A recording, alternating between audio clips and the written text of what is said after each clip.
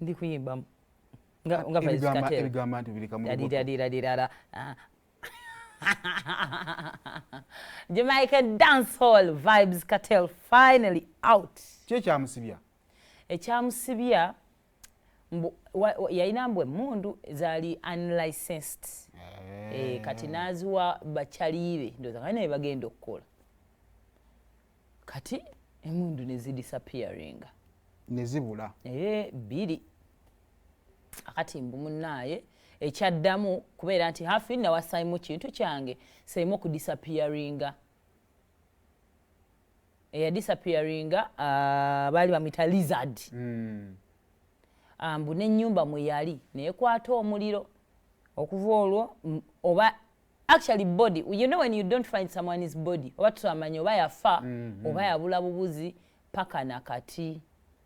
Munnaye bw'atyo Vybes Kartel we yakwatibwa n'abeera nga asibibwa. Kakati ebbanga kati saa zino etwogera alina emyaka 48 ebbanga liyiseewo naye omusango gwe basooka musiba mayisa bw'atyo n'apiiringa mu kkooti esingirayo ddala mu Jamaica.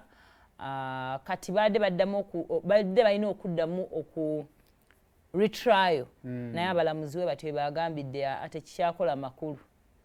Embeera y'obulamu tatabadde ina health wetali bulungi nga baga ebbanga lyanaamala ate nga tuddamu okuguwulira kijja kuba tekyakola makulu pozi nga mwagala afiire mu Kkomera. So abalamuzi basazeewo ne bagamba kateebwe agende yejjeere ne bw'atyo ne bamujeereza emisango. So is now a free man. Gabadde masanyi wadde nga families okusinza ku bye nasomeko nga bandikadde nga kale kiri kyo kikyaliwo naye nga emisango gyonna buli kuwulirako kubadde kujjanga kubeerangawo tewaliwo we bagambira nti it is inconclusive nti yatta omuntu. Tewaliwo we bagambira bamusiba nti you know like the things nga tubadde bitwogerako naye nga tewaliwo bujulizi bulumira ddala. Nti munaye twamulaba n'akola bw'ati n'aluka olukwe na kino bwe tebubeerangawo ku bbanga lyonna. So bw'atyo yamaze naye Abajamaika basanyufu nnyo bambi. Yali mpagi nnene nnyo mu music industry y'omu ku basooka okukikwatamu bw'atyo na Jamaican flag n'agiwanika. So bw'atyo abantu abategereyo endongo ya dancehall all over the world kabeere wano Uganda abaana abakuba oyo music oba bamutegeera everyone out there is happy for him. Kati so bw'atyo yateereddwa byebyo nno kati eyo nno tuve tukomewo wano boyi yakwatibwako dda omanyira nti obeera wakabi naye Kkomera lisobola okukyankalanya ebintu bye byonna obulamu ne busaanawo. So mu byonna byetu kikimu tukakika kye